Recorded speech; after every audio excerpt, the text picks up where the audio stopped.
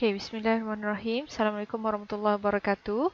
Okay, saya adalah Dr. Nur Hazirah binti Nur Layesis dan pada hari ini saya akan berikan sedikit taklimat lah berkaitan dengan e-project untuk pelaksanaan PSM2 dan juga penilaian seminar PSM2. Okay, sedikit penerangan atau sedikit Okay, ini adalah sedikit garis panduan tentang penilaian seminar PSM2 dan saya rasa Dr. Salimah juga sudah maklumkan kepada semua pelajar bahawa seminar akan dijalankan di atas talian secara sepenuhnya. Okay, untuk penilaian seminar PSM2 ini, pelajar dikendaki menghantar abstrak untuk tujuan penilaian pembentangan PSM dan abstrak itu hendaklah dimuat naik di sistem e-project dan ianya mesti disahkan oleh penyelia. Okay. Abstrak tersebut bukan untuk diperiksa oleh penilai tetapi dia adalah bahan bukti bahawa para pelajar telah berjaya menyempurnakan kajian dan ia adalah akan digunakan sebagai rujukan kepada penilai sewaktu pembentangan. Jadi sesi pembentangan nanti akan ada diberi masa 15 hingga 20 minit maksimum untuk membuat pembentangan dan soal jawab adalah 5 hingga 10 minit maksimum. Jumlah masa keseluruhan diperuntukkan untuk setiap orang pelajar adalah 30 minit. Okey.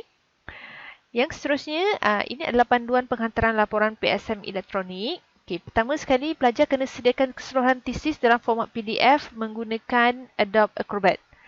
Kemudian, kena hasilkan 2 fail PDF. Yang pertama mengandungi keseluruhan isi kandungan daripada muka surat pertama sampailah ke appendix yang terakhir. Dan juga satu lagi fail daripada muka hadapan hingga kepada objektif kajian. Pastikan kedua-dua fail tersebut tiada sekatan security, tiada kesatuan keselamatan, bagi memastikan ianya boleh diakses oleh kesemua pelajar dan juga pensyarah. Kemudian, pastikan tesis tersebut telah disahkan dan ditantangan oleh penyelia. Dan jika terdapat lebih daripada satu fail PDF, tolong gabungkan fail-fail tersebut hanya ke dalam satu fail sahaja. Okey. Baik. Yang seterusnya, ini adalah kemasukan bahan di e-project. Jadi boleh buka sistem e-project di laman web yang berikut. Okey. Okey.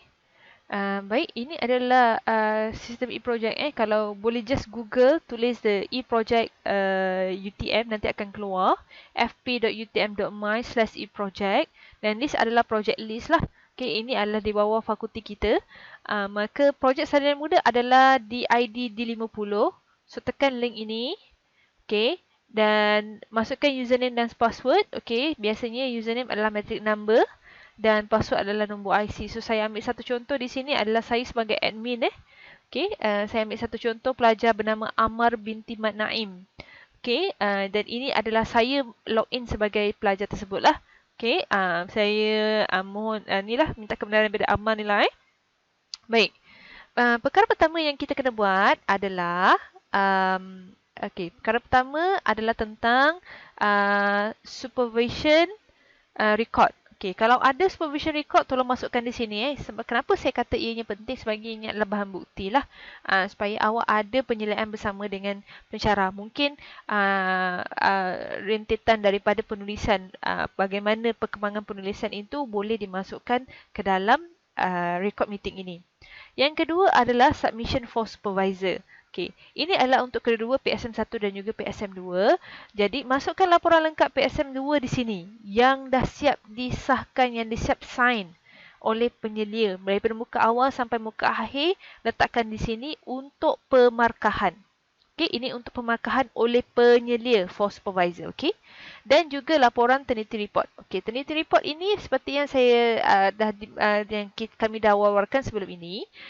Penyelia akan create kelas di Turnitin, pelajar akan submit dan pelajar boleh download lah Turnitin report untuk laporan PSM masing-masing. Kemudian dah download, upload dekat dalam sistem e-project ini. Okey. Alright, itu adalah submission for supervisor. Menu yang ketiga, yang seterusnya adalah submission for evaluation. Submission for evaluation macam yang saya terangkan tadi, ianya adalah submission abstrak sahaja dengan syarat abstrak itu adalah mestilah disahkan oleh penyelia. Tanda tangan dan job atau bentuk pengesahan lain yang sesuai. Okey, uploadkan dalam bentuk PDF di ruangan ini. Okey, ini adalah submission for evaluation. Yang seterusnya adalah submission of project. Memandangkan kita adalah 100% online, maka ada beberapa perkara yang kita dah mudahkan di sinilah. Okey. Jadi di sini adalah 6 menu. Okey.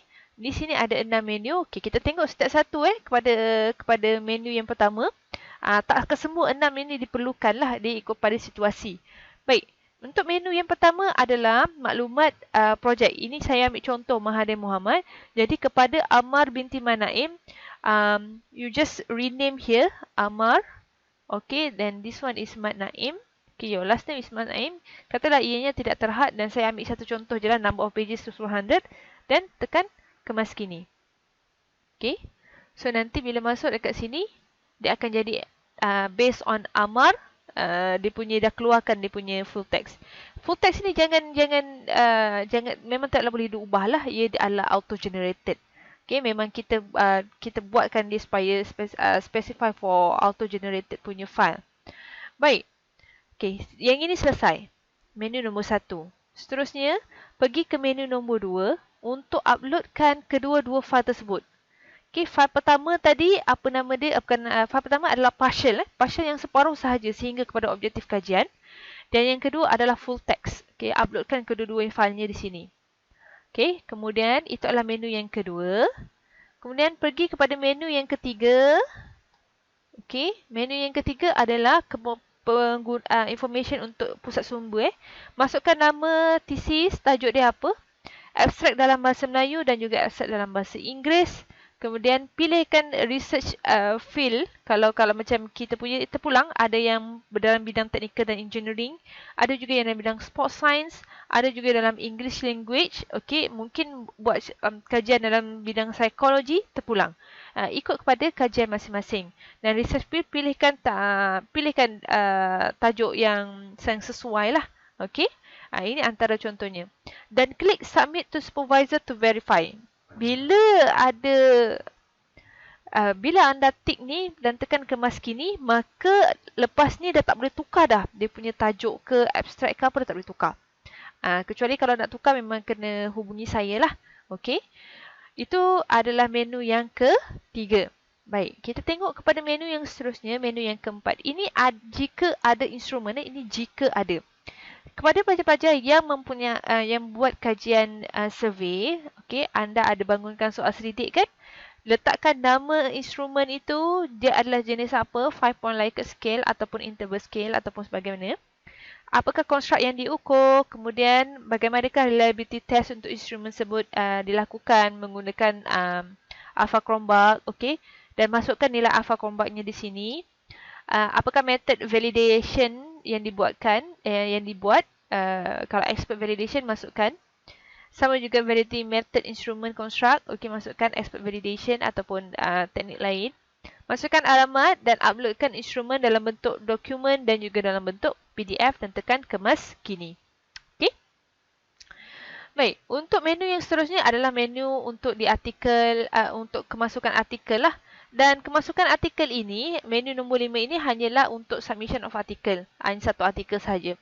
Baik, artikel untuk menu ini, Jawatan Kuasa PSM lah amat menggalakkan dibuat oleh para pelajar yang mendapat markah 75 dan ke atas. Dan penyelia sudah sedia maklum tentang hal ini. Jika penyelia anda walaupun tidak mendapat 75 ke atas, menggalakkan anda untuk mengisi, maka anda buatlah artikel itu. Sebab kami ada sediakan bengkel untuk penulisan artikel dan ianya adalah bagus untuk you punya future reference lah. Dan okey, yang menu nombor 6 tidak perlu kerana tiada penghantaran tesis berjilid untuk semester ini. Okey, itu adalah submission of project. Suka untuk saya tambahkan di sini adalah berkenaan dengan menu di 9 di sini rubrics. Kalau tekan kat sini memang tak keluar apa-apa sebab rubrik ni punya menu kita masih tutup lagi kerana kita belum kemaskini rubrik yang terbaru.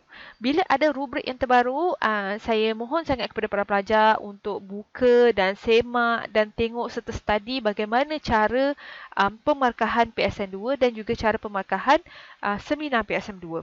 Okey, itu sahaja. Jadi jika Okey, baik. Itu sahaja untuk penerangan tentang e-project dan juga penilaian seminar PSM2. Jika ada apa-apa masalah, boleh terus hubungi saya di talian yang tertera dan juga boleh juga hubungi dengan Dr. Salimah Ismail untuk beliau sampaikan kepada saya lah.